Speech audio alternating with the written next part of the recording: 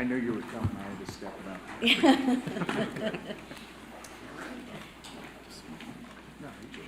up. Well, good morning, everyone. Welcome to day 23 of the Democrat shutdown. And today, you all know, we have a special guest with us. We're delighted to welcome back to Congress U.S. Secretary of Transportation Sean Duffy. I enjoyed serving with him during my first few years here, and we're grateful he's serving our country in this very important position right now in these very challenging times. He's a very busy guy, but he'll give us a few minutes to give you an update here in just a moment.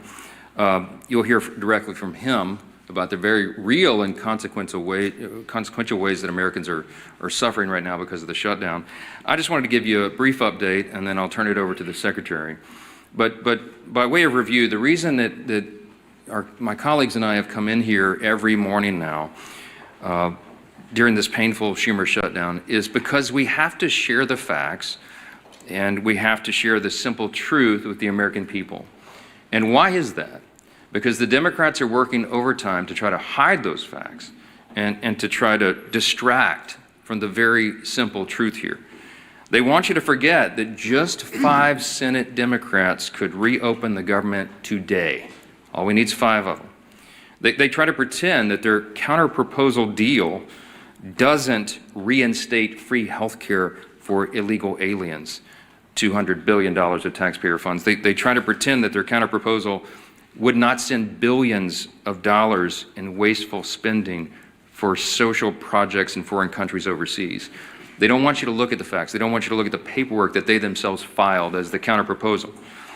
And they refuse to admit that this entire shutdown is one big political game to satisfy the radical Marxist base of their party. But that is exactly what is going on. And I want to be absolutely clear about this. Democrats would not have shut the government down this time if their political careers did not depend on it. And that is not some Republican talking point. That is the objective truth. If it wasn't already abundantly clear, the number 2 Democrat in the House yesterday openly admitted to that fact. Catherine Clark is the House Democrat whip. She works right under Hakeem Jeffries as the number 1 Democrat, and she was in an interview and she said to one of your colleagues sitting here on the front row, quote, "Of course there will be families that are going to suffer, but this is one of the few leverage times we have," unquote. It's shocking to hear them say that out loud. By her own admission, she knows that the American people are suffering. Democrats know that millions of federal workers are desperate for their paychecks. They know that thousands of flights have been delayed. They know that SNAP benefits and nutrition assistance for women, infants, and children are in jeopardy for millions of American families. And yet, they don't seem to care. But you know what? Take heart, America, take heart, because all your suffering is for a good cause. It's for the Democrats' political leverage. That's what the number 2 Democrat said here yesterday. It is utterly shameful. The obvious truth is that only a Democrat could get away with saying such abhorrent things without the media batting its eye. I guarantee you, if the tables were turned, if the Republicans were the ones holding the country hostage and openly admitting to it, it would be absolutely explosive. It would be wall-to-wall coverage, and everybody in this room knows that. Every single mainstream media outlet, every newspaper in America, every single day would have that on the top fold as the big headline. But of course, that's not what's happening right now.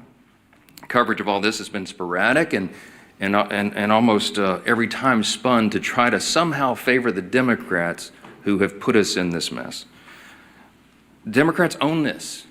They have said so themselves, and you just have to listen to their own words. Don't listen to us. Chuck Schumer himself said infamously, "Every day of the shutdown gets better for us," meaning the Democrats.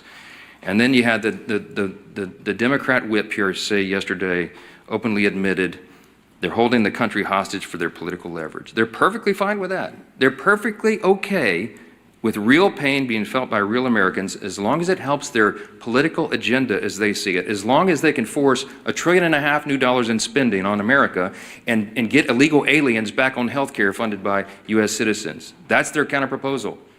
And largely, so many in the media are turning a blind eye to that. Well, as I said earlier, we've stood up here every day and talked to you about some of the terribly harmful effects that the Democrat shutdown is causing on Americans. We talked about troops at risk of missing their next paycheck, The nutrition assistance for women, infants, and children is under threat. Now, SNAP benefits will not be sent to those who truly need it. But there's another very important group of federal employees that we want to highlight today because they also aren't getting paid, and the consequences are being felt around the country. Air traffic controllers, some people call the policemen of our skies, they have been showing up at work without pay. And news reports have suggested that these men and women are seeking outside employment just to keep their families afloat. Some of them are working these long shifts, and then they're hopping in a car and driving for Uber, or they're delivering for DoorDash all night. And you just have to think about what a heavy thing that is. These men and women have one of the most stressful jobs in America. They cannot be 99.5% accurate or 99.9% accurate. They have to be 100% accurate 24 hours a day, 7 days a week. And now they're being forced to work longer hours, take on multiple jobs, and maintain the same level of excellence, again, all while Democrats hold their paychecks hostage. This is what one air traffic controller said in their own words in an article, quote, "The financial anxiety doesn't just hurt morale, it directly affects safety. When someone responsible for thousands of lives a day is worrying about whether they can pay rent or feed their kids, focus suffers. Controllers were already underwater with pay and staffing before the shutdown, and now we're drowning," unquote. As a reminder, and this is pretty ominous, but you remember the article a few days ago where the Democrats were quoted saying they won't reopen the government unless, quote, "planes are falling out of the sky," unquote. We pray to God it doesn't come to that, obviously. But the longer this shutdown goes on, and as fewer air traffic controllers show up to work, the safety of the American people is thrown further into jeopardy. Now, I'm heartened that we have a leader like Secretary Duffy. He has an extraordinary team. We have extraordinary air traffic controllers in this country, and they are maintaining the safety against incredible odds. But right now, there are 13,000 air traffic controllers and more than 50,000 TSA officers who are showing up to work without pay. Our Secretary Duffy's doing a great job to triage this, but he noted that normally just 5% of flight delays are the result of staffing shortages. Right now, that number, at least 2 days ago, was 53%. According to online flight tracking databases, there were 19,000 delayed flights from Saturday to Monday, and an additional 1,600 canceled flights during that same period. That number is only going to increase as the Democrat shutdown continues, especially as air traffic controllers are set to miss another paycheck on October 28. We are rounding into a holiday season, as we all know, and we're in the middle of the height of the football season. This is peak travel time for the U.S. Hundreds of thousands of Americans are going to travel to football games this weekend, for example. And if the current trajectory continues, many Americans could miss watching their favorite teams and reconnecting with friends and family. So football fans, hey, if you're stuck in the airport this weekend while your favorite team is about to kick off, you can blame the Democrats for that, all right? They own this shutdown and they own the consequences too.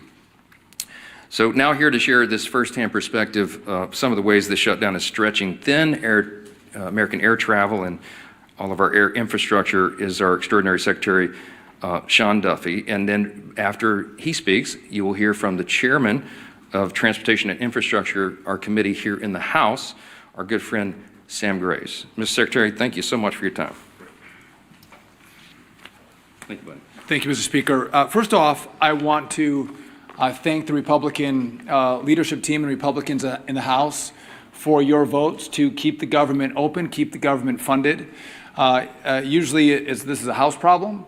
It's in the Senate right now. The Senate can't find the votes to keep the government open, and it's Democrat votes. And I thought you made a really good point, Mr. Speaker, that I do think in the Democrat senators' hearts, they want to vote to open the government up. They don't want to hurt the American people. But we've seen they have a radical base, a base that's out of control. And if they vote to open up the government, what's going to happen is they are going to be primaried. They are going to be attacked. Maybe their funding might dry up. And so this shutdown is not about the American people, not about the pain that America experiences because of the shutdown. This is because Democrats are concerned about their own hide, and they've sold the country to the most radical element of their country. And I think that's really shameful. It's too bad. I also want to thank the Congress, led by Sam Graves. Many of you have seen what's happened with our air traffic control system.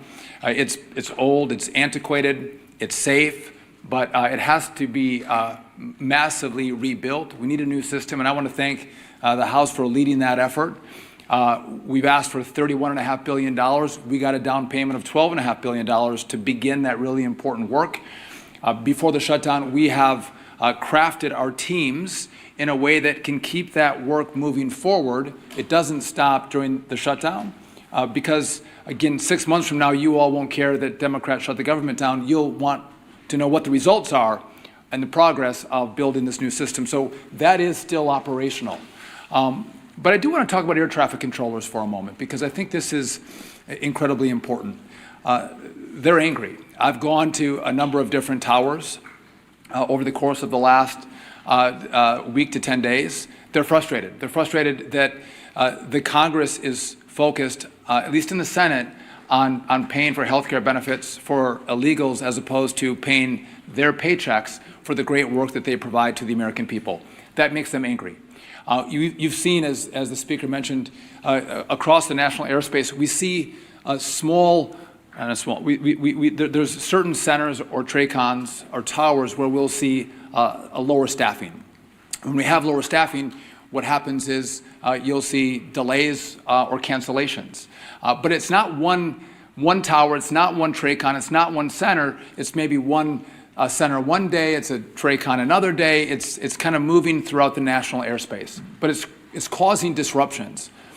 So a week ago, last Tuesday, air traffic controllers got 90% of their pay because that paycheck came from most of it for the work they did in September. So they got most of the money.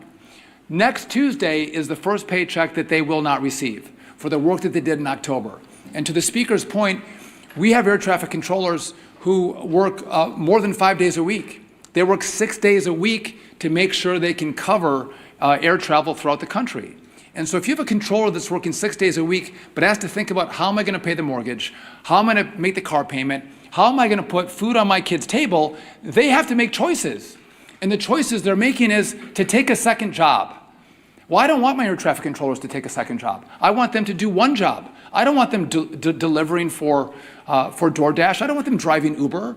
I want them coming to their facilities and controlling the airspace. But they're having to make decisions about how they spend their time to make sure they put food on their table, feed their kids, and support their family members. I want to make one other point really clear. Some have asked about safety, or you maybe ask me if I'll let you give me some questions. Safety is paramount for us. And so if we don't have the staffing levels in a tower, TRACON, or center, you will see us delay traffic. You will see us cancel flights. Because I want you to get to where you're going. I want America to get to their destination and get there safely. And it's not moving as many flights as possible. It's moving as many flights as possible safely. That is our mission. That is our number one goal. And if we can't do that, you'll see the flights come down. You will see the delays and you'll see the cancellations. One other problem that I want to address that we're seeing now in the shutdown, you've seen that we don't have enough air traffic controllers. We're 2,000 or 3,000 air traffic controllers short. And so what I've done is I've developed a plan to supercharge air traffic controllers into our system. The president said, bring in the best and the brightest, young men and women to work in this space, which is what we've done. We've shortened the timeline from testing to get into to our facility where we train our air traffic controllers in Oklahoma City. Shorten the timeline. Get the best and the brightest. The highest test scores come in first. And that's what we've done. It's going to be a multi-year process to make up the shortfall that we have in the system. But I'm getting word now from Oklahoma City where I have young air traffic controller students who are now telling me, what the hell am I doing? Why am I going to take this job? They're thinking about leaving the academy, smart young men and women, because they don't want to work for a system that won't pay them, that doesn't guarantee them a paycheck. And their paychecks are at risk. We pay those controllers as they go through the academy. We don't pay them a lot of money either. They rely on that. And when that money doesn't come, it creates not just disruptions for when Democrats in the Senate decide to forego the crazy left and actually fight for America. that's problems that ricochet in the months, in the years to come. And I think it's important that we tell that story because if we don't, I think that you can give the Democrats a pass. We have to talk about the real consequences of what this shutdown does, talk about who we're fighting for, and why this matters to, again, open up your government. Open it up. It's easy. And then sit down and negotiate. Have a conversation. But to allow the radical element in the Senate to hold America hostage, I think would be shameful. That's not how we operate. We don't negotiate when that is the structure set by Democrats. So I'm all in favor of making sure this funding comes. Let's open it up. Let's have a great conversation. Let's figure out where we go forward. And I think that would be the most common sense approach. But I'll just tell you this. I want to reiterate, we are all about safety. And we will make sure we work every day on that part of our job. But again, I can't guarantee you that your flight's going to be on time. I can't guarantee you that your flight's not going to be canceled. It's going to depend on our air traffic controllers coming in to work every single day. And again, my message to them is, one, thank you for coming and working. We appreciate that. Come to work, even if you don't get a paycheck. We need you to come to work. But if they do not, we'll know whose fault it is. And I just want to say, as I introduce Sam Graves, Sam has been a champion in the airspace. The industry loves him. No one has done more to drive this reform of how we build a brand new air traffic control system, thinking it through, driving it through the Congress, making the sales pitch than Sam Graves. And I couldn't be more grateful for his friendship and partnership. And so I think Sam is going to go right now. And I appreciate the leadership team here as well. Even guys from Minnesota are okay too. So thank you. Thank you, guys. Thanks, Mr. Secretary. As chairman of the Transportation Committee, I do want to point out what has already been pointed out, and that is our skies are safe. They are very safe for folks to travel and for folks to be able to get to where they need to go. And I do want to commend our air traffic controllers straight up because, and this just goes to show you just how steadfast they are. They're showing up for work, they're doing the job, and they're making sure that that our skies stay safe. I've got a number of good friends who are air traffic controllers, and they have expressed extreme frustration because of this situation. They're worried about getting paid. They're worried about, as was pointed out, meeting that mortgage and being able to make the car payment or whatever the payment is that they have to do, or take care of their family. Something as simple as that. I do want to commend the Secretary and the President for filling all of the open seats at the Academy in Oklahoma City. They hit their quota of 2,000 new air traffic control students that are learning, and I want to commend them on increasing the pay for students going to the Academy. It's needed, and it's also needed to be able to attract the best and the brightest that are out there. As the Speaker pointed out, this is political gamesmanship on Senator Schumer's part, and it's unfortunate that he's weaponizing the air traffic controllers and he's weaponizing families as we go into the holiday season when it comes to those delays that will ultimately probably happen and the cancellations that are probably going to happen. And as the Secretary pointed out, we need to remember who it is that is causing this and why they are causing this. This is political games. All we need to do is pass the clean CR so we can move forward and then talk about these things that need to be talked about. So, Thank you. Mr. Leader. Thanks.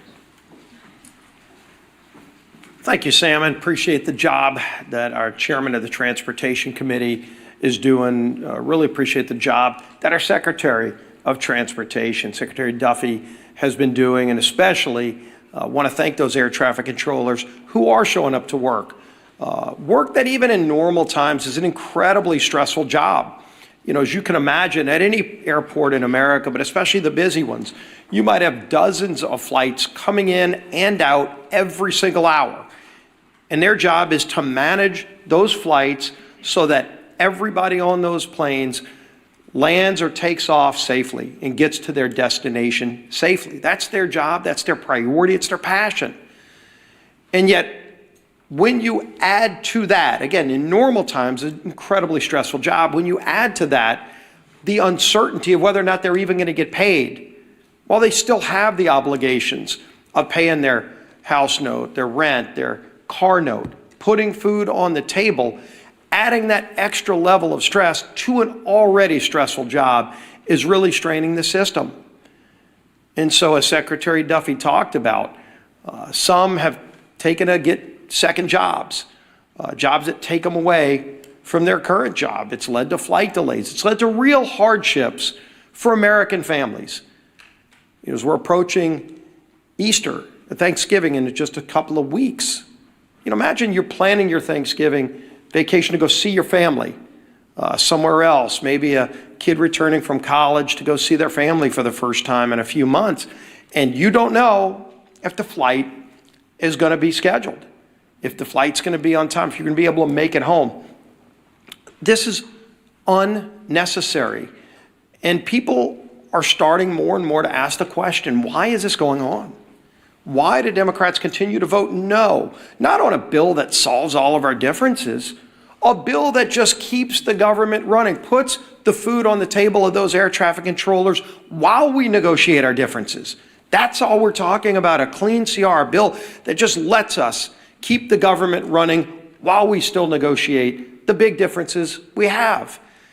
And more over the last few weeks, you've heard Democrat senators say it out loud while they're casting no vote after no vote after no vote. Hundreds of times, by the way. Over 600 times, Democrats in Washington have voted to shut the government down. Think about that. Over 600 times between the House vote, the Senate votes over and over again, as if it's just some repetition. All it takes is 5 Democrat senators to have the courage to say, let's just open the government back up again so we can negotiate our differences.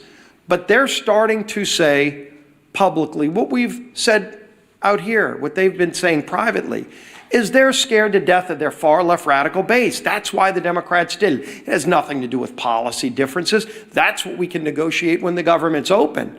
And everybody knows that. And so why are they doing it? And here we go. And you heard the speaker talk about it. But you had the House Minority Whip. Quote, shutdowns are terrible, of course. There will be families that are going to suffer, but it is one of the few leverage times we have. Leverage. Yeah, sure, they're okay with people suffering, but boy, does it give them leverage. For what? To appease their radical base, to show their radical base they're fighting Donald Trump. So they've made the calculation it's okay to cause suffering to families. Schumer, of course, quote, every day gets better for us. Who's us? It sure isn't the American people. It sure isn't those air traffic controllers who are working 6 highly stressful days managing safely our air traffic control system while then they leave that job to go drive for Uber or for DoorDash. That's not a better day for them, but boy, Chuck Schumer's happy. Bernie Sanders, quote, you reopen the government and we lose our leverage. That's what this whole shutdown is about, close quote. That's Bernie. Leverage. You hear it over and over again. The American people, especially federal workers, are considered by Democrats to be leveraged, to be pawns in their game. Senator Coons, quote, the point of this shutdown is not just suffering for suffering's sake, but to make a point. What point? A point that you can cause suffering on other people so you can get leverage to go back home to Los Angeles or San Francisco or New York City and show the socialists, look at me, I've made Donald Trump, have to go and move some money around to figure out a way to pay federal employees. I'm creating chaos in Washington. That's what they want to do. That's their leverage, so they can get some pat on the back from socialists and Marxists who want chaos in America. It's disgraceful. And everybody knows it, but they don't care. They don't care because as long as they're appeasing the radical base, that's what their leverage is all about. The American people to Democrats are considered pawns for leverage to go and make the far left radical base look like they're fighting Donald Trump. And I'm going to finish with this. Air traffic controllers, again, as Secretary Duffy, as Chairman Graves have talked about. Right now, 13,000 air traffic controllers are working without pay. 13,000. Some of our air traffic controllers who work 6 days a week, or you've heard it, driving Uber, doing all these other things. Nick Daniels, the president of the Air Traffic Controllers Association, said, quote, "To think that somehow we can live with, you'll get paid eventually, that doesn't pay the controllers. That doesn't pay the mortgage. That doesn't pay gas. That doesn't pay the food bill." That's the burden. That's the burden, those 13,000 air traffic controllers whose job every day is to keep us safe when we fly on airplanes is. And why do they have that extra stress? Why do they have that extra burden? So that Senate Democrats can feel like they've got leverage over who, over what, to what end? This is madness. There is no end for them. They just think this is some kind of game and the American people are pawns in that game. It's got to end. Our whip, Tom Emory.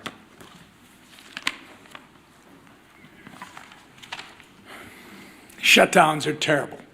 Of course, there will be families that are going to suffer. We take that responsibility seriously. But it is one of the few leverage times we have. You've heard that 3 times now. A direct quote from the number 2 Democrat in the House, Katherine Clark. Meanwhile, in Massachusetts, which is Katherine Clark's home state, 45,000 federal workers are being forced to figure out how they're going to pay their bills next week. More than 1 million SNAP enrollees and 123,000 women, infant, and children who require nutritional assistance, they're going to be impacted, Catherine. Telehealth services and a home hospital program have been put on pause. Tens of thousands of travelers who come through Massachusetts airports are at risk of experiencing flight cancellations and delays, as you heard from the secretary this morning. Obviously, we can go on and on about the ways people in Whip Clark's home state and across the country are being forced to suffer because the Democrats refuse to reopen the government. But they don't care, because to them, suffering is leverage. To them, this is one big political game. It doesn't matter that millions of Americans are hurting because, as Chuck Schumer says, every day gets better for us. What a disgusting, despicable mentality to have. The truth of the matter is, Democrats could end their shutdown madness today if they would simply do their jobs. All they have to do is stop playing politics, pass our clean CR, and reopen the government for the people they were elected to serve. We're going to continue giving them opportunities to do the right and reasonable thing. The question is not whether they are able. The question is whether they are willing. I hope they come to their senses soon. But until then, we're going to hold them to account, and we expect everyone in this room to do the same. Lisa McClain. Thank you, and thank you, Sam, for being here today, and thanks, Secretary Duffy, for being here as well to talk about the reality of the air traffic controllers and the American people. The American people deserve the truth. Republicans are out there serving the American people, while Democrats are using suffering of the American people as leverage. And let me say that again, because I believe it is warranted. Republicans serve, Democrats use. And you don't have to take my word for it. I know you've heard it, but I need to say it again because I was on a news station this morning, and when they played Katherine Clark's comments, the question to me was, why are Republicans so upset about it? Why are Republicans upset about it? Everybody should be upset about it. I mean, this is what she said, the second highest ranking Democrat in Congress. This is what she said yesterday. Congresswoman Clark admitted, and I quote, "Of course there will be families that are going to suffer, but it's one of the few leverage times we have." Let that sink in for one moment. They are admitting, she is admitting, yes, American families are going to suffer, but we got to use you as leverage. Let that thing sink in. Does that not outrage anybody? I'll tell you who it does outrage: the American families that are actually suffering. So let me share this with you. And what I need you to ask them is, what are they suffering for? So what are the Democrats using the American people suffering for? What leverage are they using that for? Well, let me tell you. To push their $1.5 trillion in wasteful spending, to fund health care for illegals,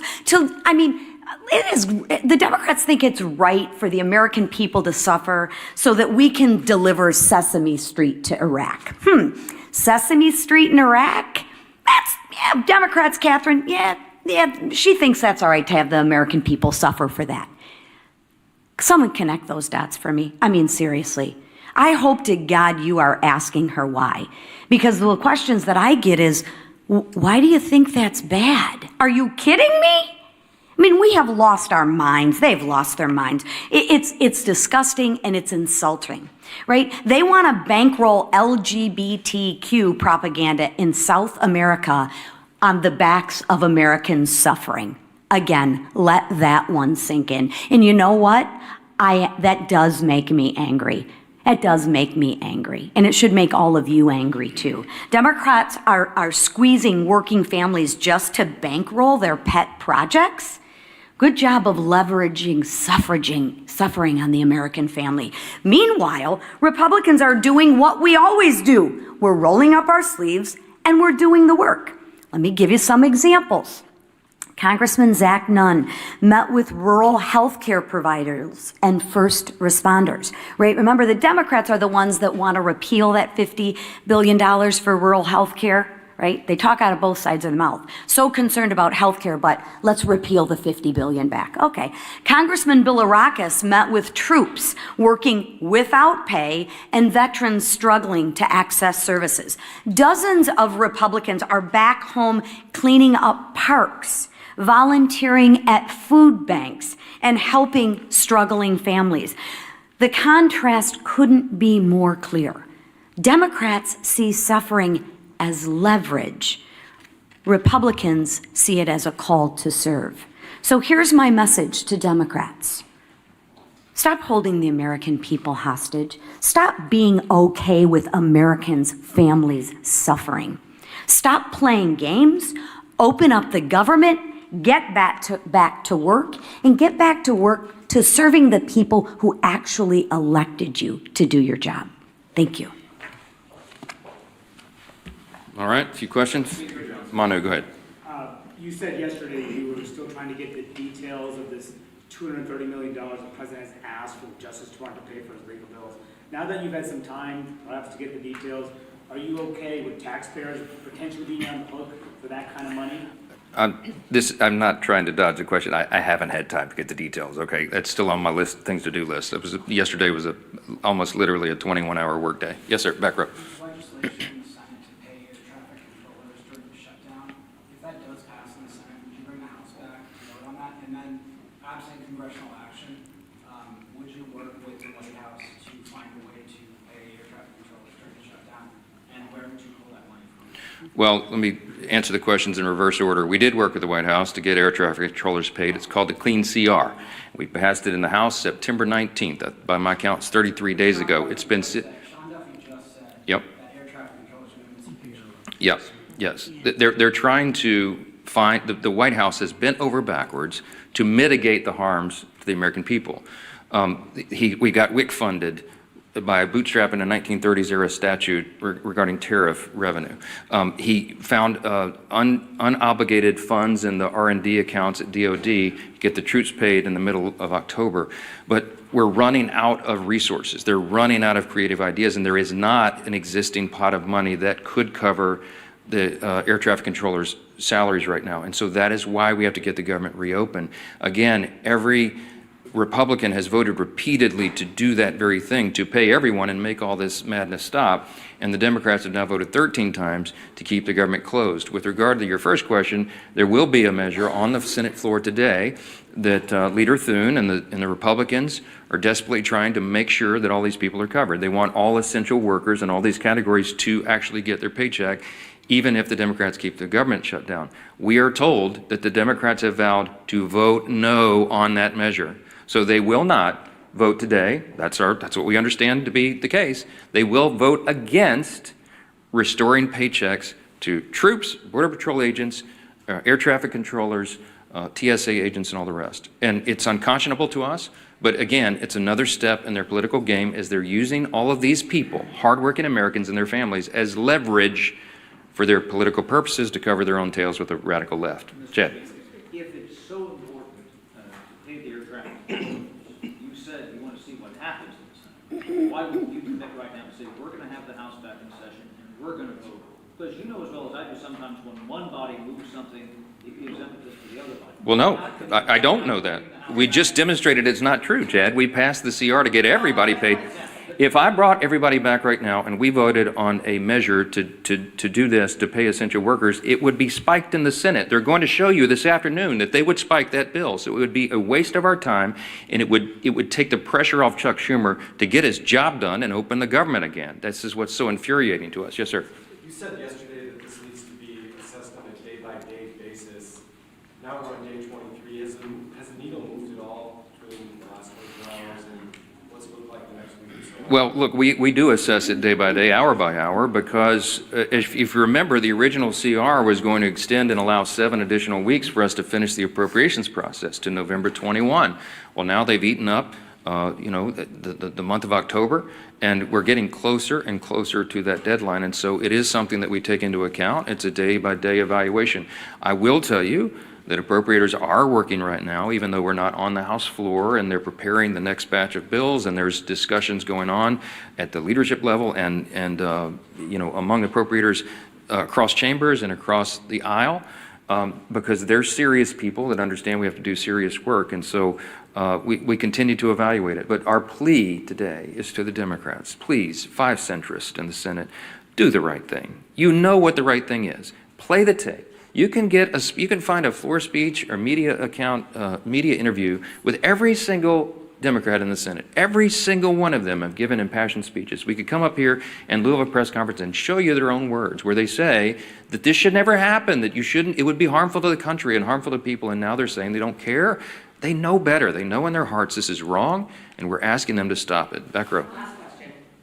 Speaker Johnson, Louisiana and a lot of other states have warned SNAP recipients they won't get benefits next month. Yep. Reportedly, some Republicans are considering a bill standalone on that. If they did pass it, would you be open to doing so here? If the Senate passes the bill, then the House will address that. I talked to my Governor Jeff Landry in Louisiana, who greatly laments. We have lots of SNAP recipients in our state, as we do in many others. And you're talking about, I think it's 42 or 43 million Americans rely upon that vital service. And it's unconscionable that they would be held at bay and held as leverage on this. That's the pain that Chad Pergram asked Whip Clark yesterday, the pain that American families would suffer. And she said, yeah, it's regrettable, but hey, this is our time of leverage. We just let their own words speak for themselves. We're not for that. The Democrats are. I'll leave you with this thought. Republicans have now voted 13 times to open your government. The Democrats have voted 13 times to close it. The Democrats own this shutdown and all these horrible consequences, and you need to remind them of that. Thank you.